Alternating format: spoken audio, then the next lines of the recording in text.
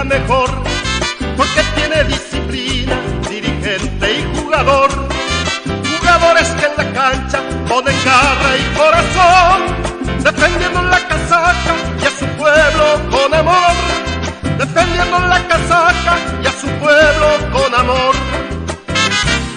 En el arco una muralla con los perros defensores y adelante artilleros con pegada de cañón.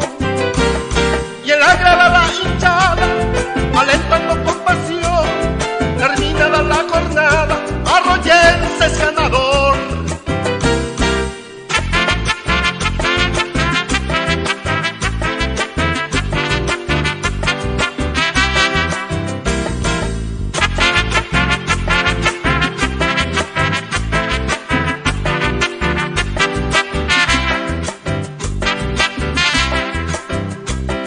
Recordando de su historia con orgullo la afición, y en su larga trayectoria Arroyense es la mejor. Jugadores que en la cancha ponen garra y corazón, defendiendo la casaca y a su pueblo con amor, defendiendo la casaca y a su pueblo con amor.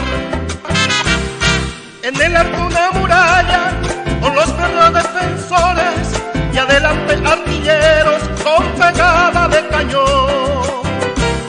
Y en la grada la hinchada alentando con pasión, terminada la